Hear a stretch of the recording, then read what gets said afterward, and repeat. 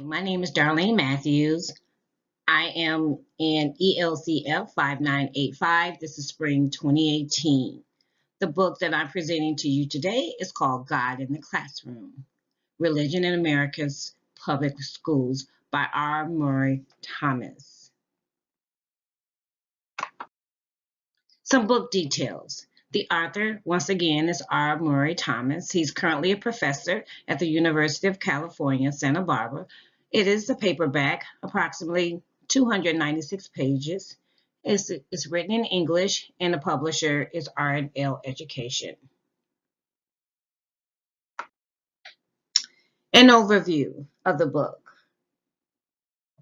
Conflicts over the proper role of religion in schools, and particularly in public schools supported by tax monies, are frequently featured in news reports. For example, in the United States, there currently are conflicts over teaching of evolution, inserting the word God in the Pledge of Allegiance, conducting school holiday celebrations, posting the biblical Ten Commandments in schools, and praying at school functions.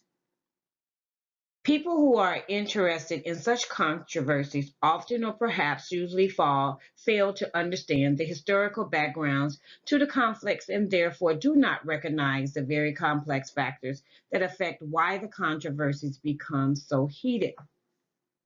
In this book, Thomas offers guidance in grasping the ramifications of this subject, along with a clear understanding of what it takes to do justice to the manifold aspects of a subject that sometimes ignites more controversy than dialogue.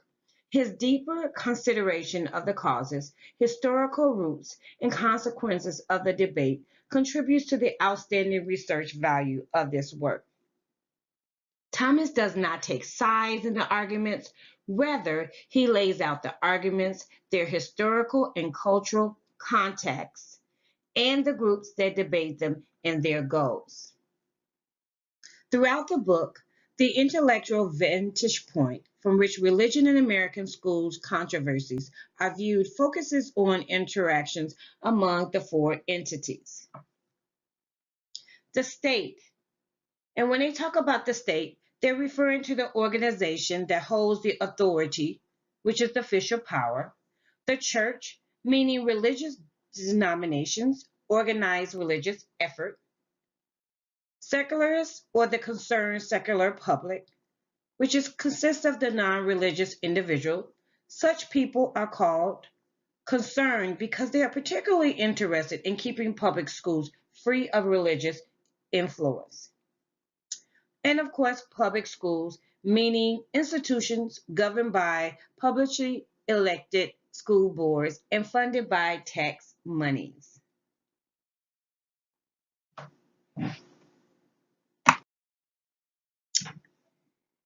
Here is a passage from the First Amendment. Thomas suggests, as a foundation for understanding the significance of the chapters, it is important to recognize the religion in schools implications of a passage from the First Amendment to the United States Constitution that states, ever since that provision was added to the Constitution in 1791, jurists have generally interpreted it to mean that religion should be strictly separated from federal and local governments. And because schools supported by tax funds are considered a branch of local government, efforts have been made to exclude religious doctrine from public schools. However, over the decades, the propriety of such exclusion have been a matter of continuous strife and debate.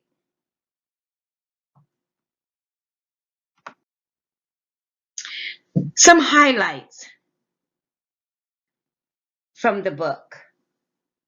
Thomas presents not just a review of the types of issues that confront Americans with religion in schools dilemmas, but devotes 9 chapters of his book, each dedicated to the analysis of one sort of religion in schools issues. Here I'm going to highlight not all 9, but some of the ones that stood out to me and I thought maybe applicable for us educators.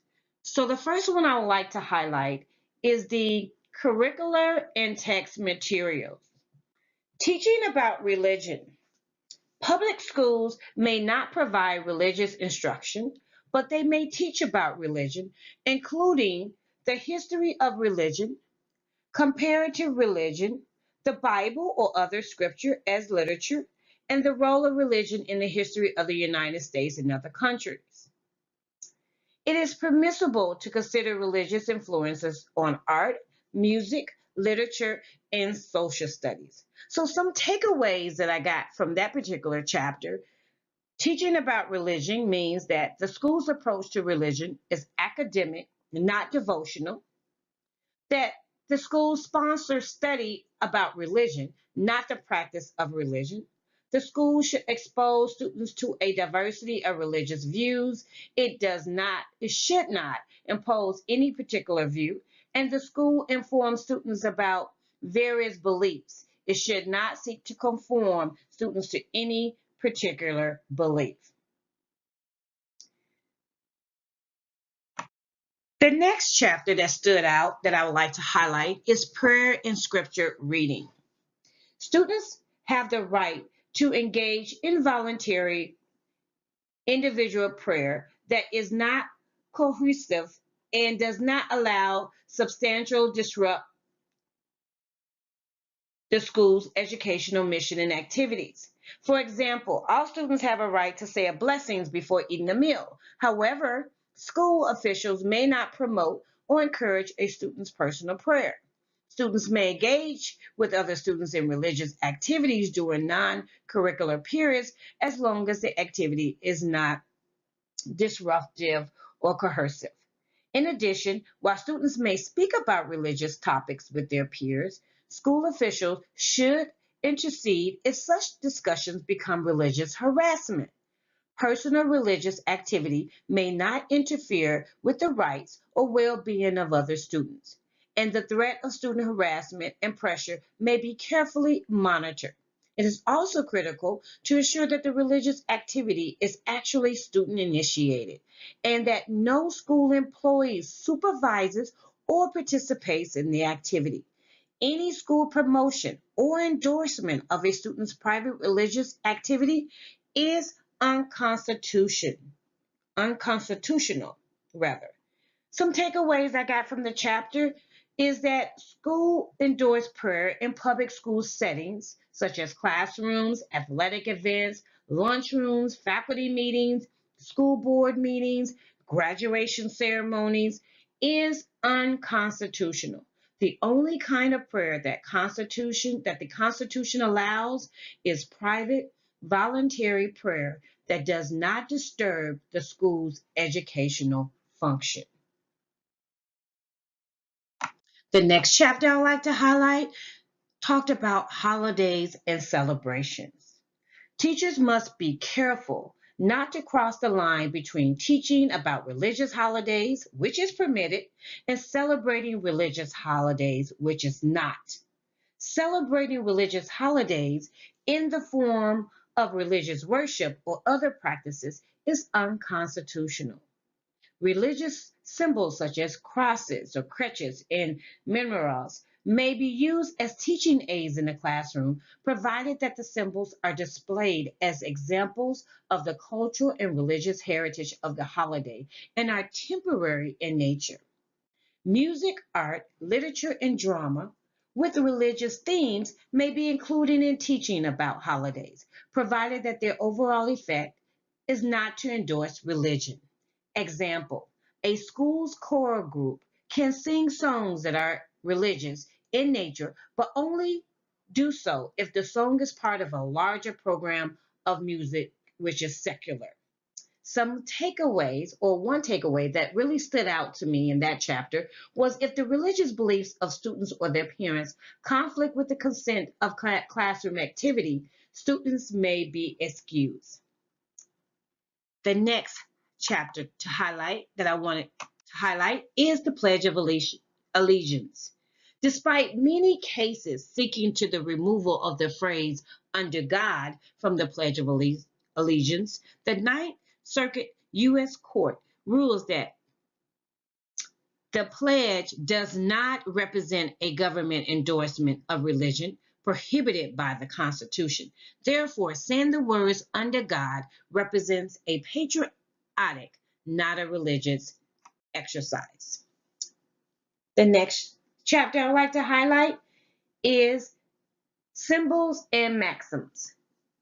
Students may wear religious items such as pins and badges so long as those items represent sincere religious convictions. Schools may not discipline students for religious messages printed on t-shirts, nor may officials force a student to wear gym clothes that the youth faith considers immodest. Teachers may also wear religious symbols and attire, but they may not urge students to follow their example. Schools cannot prohibit students from wearing religious symbols such as beads, crosses, crescents, etc. So a takeaway that I got from that particular chapter, schools are left wondering about what religious displays they can legally permit.